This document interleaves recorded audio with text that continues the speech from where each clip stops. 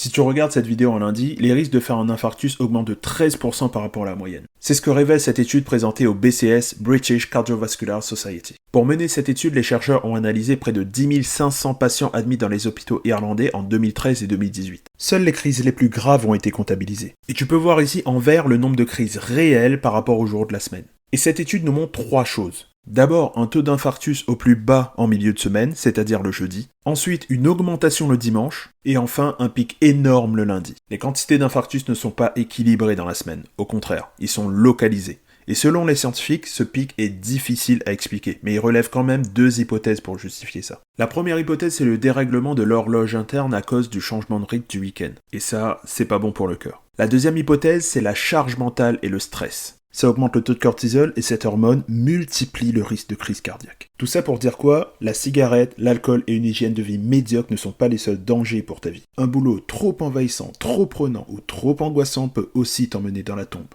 Et beaucoup ont déjà pris les devants pour éviter ça. Selon cet article de l'URSSAF, le nombre de travailleurs indépendants a augmenté de 8,1% en 2020, puis encore de 8,6% en 2021. De plus en plus de personnes décident de lancer leur projet pour générer encore plus de revenus ou de virer leur boss. Allez, je te donne une dernière statistique, ensuite j'arrête. Une autre étude révèle que 43% des créateurs d'entreprises se sont lancés pour devenir indépendants, 28% pour augmenter leurs revenus et 27% pour enfin trouver une activité qui a du sens. Quand on y pense, c'est complètement dingue.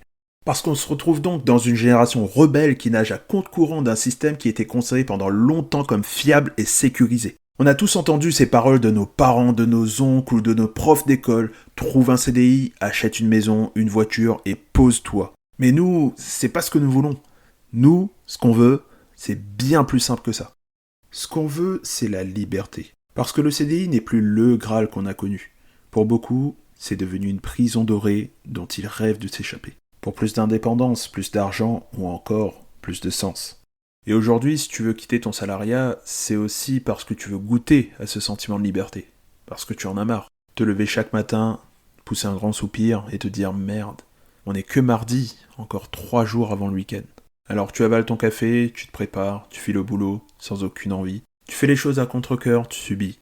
Tu encaisses même les remarques, les reproches. Tu fixes l'horloge, 9h27. Et là, tu te demandes comment tu vas survivre jusqu'à midi.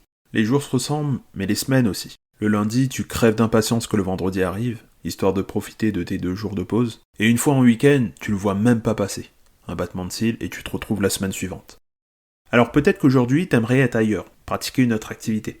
Une activité qui te donne vraiment l'impression d'être utile et d'apporter de la valeur aux autres, un travail où tu te sens accompli et surtout un travail où tu seras en contact avec des gens enfin reconnaissants pour tes efforts. Mais aujourd'hui, t'as rien de tout ça.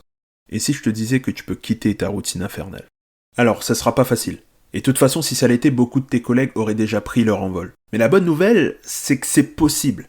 Et la question, c'est comment faire ? Alors, il n'y a pas de chemin unique. Il existe plusieurs solutions. Mais à titre personnel, j'en applique 2 pour prendre mon indépendance. La première, c'est l'entrepreneuriat. Tu fournis du temps et de l'énergie afin de vendre des produits et des services. C'est ce que je fais avec mon blog. Je vends des services d'accompagnement et de mentorat pour t'aider à développer tes revenus en bourse et en immobilier. Et le second levier, c'est l'investissement. Tu fais travailler ton argent afin d'en générer encore plus. Dans mon cas, j'investis dans l'immobilier en achetant, en rénovant et en louant des appartements. Et aujourd'hui, je gagne de l'argent grâce à ces 2 activités. Et si tu veux virer ton boss et prendre ton indépendance, tu dois comprendre le point commun entre l'entrepreneuriat et l'investissement. Est-ce que tu vois ce que c'est ? Ok, quand je partage mes connaissances et mes outils avec mes abonnés, il m'arrive de recevoir des remerciements de leur part. Ils sont contents d'apprendre et d'obtenir des méthodes pour évoluer et développer leur richesse. Et je ressens une similitude quand je remets des clés à un locataire. Tu vois, il a cherché un logement pendant des semaines, et là il tombe sur un appartement propre, rénové, pas loin de son boulot, et ces gens me paient. Pas parce que j'ai une certification ou un diplôme prestigieux, mais parce que je leur fournis de la valeur. Des informations qui les aideront à changer leur vie, des outils de calcul avec lesquels ils gagnent de l'argent et du temps, un appartement rénové dans lequel ils se sentiront bien. Les gens payent pour obtenir une transformation. Et tu me diras, c'est logique, parce que personne ne te fiera de l'argent s'il n'obtient rien en retour. Les consommateurs paient parce qu'ils ont un besoin.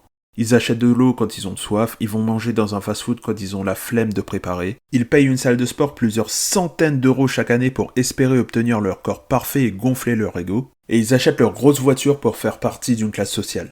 Les gens sortent leur carte bleue pour obtenir un bénéfice matériel ou psychologique. Et si tu veux gagner plus, tu dois trouver ce domaine avec lequel tu seras capable d'apporter de la valeur. Tu as certainement un talent, une connaissance, une pratique sportive ou un savoir à partager. Et avec l'ère d'Internet, tu peux toucher des milliers de personnes avec une bonne communication, une vision orientée vers le besoin et le désir des autres. Avec du courage, du travail et de l'empathie, tu peux lancer un business en parallèle de ton salariat et le développer. Ta discipline et ta stratégie t'aideront à en vivre avec le temps. Mais ce n'est pas tout. Un business n'est pas une balade de courtoisie. Ça prend énormément de temps à se développer, alors en parallèle, ce que tu peux faire, c'est de créer des revenus complémentaires avec d'autres sources que ton temps et ton énergie. Par exemple, tu peux transformer ton CDI en atout, parce que ça rassure les banques et ça te permet d'emprunter pour investir dans l'immobilier. Et si ton projet est solide, tu devrais pouvoir rembourser ton crédit, payer les charges et toucher un revenu complémentaire. Alors oui, c'est vrai, l'immobilier te prendra aussi beaucoup de temps et d'efforts à mettre en place. Mais une fois loué, c'est bien moins chronophage qu'un business. Et sache que le découragement que tu ressens n'est pas une faiblesse, c'est un signal d'alerte. C'est une alarme qui te rappelle « Attention, tu n'aimes pas cette vie ». Et ce n'est pas à ton boss ou à la retraite de changer ton quotidien, c'est à toi. Accepter que tu peux dégager de là, c'est déjà un premier pas vers ton indépendance. Maintenant, tu dois mettre les actions en place pour briser tes chaînes. Et ça vaut vraiment le coup. Alors fonce. Et si tu veux faire le premier pas, j'ai créé un guide gratuit et t'explique concrètement comment j'ai lancé mon activité en partant de zéro. Le lien est dans la description, télécharge-le maintenant et commence à reprendre le contrôle.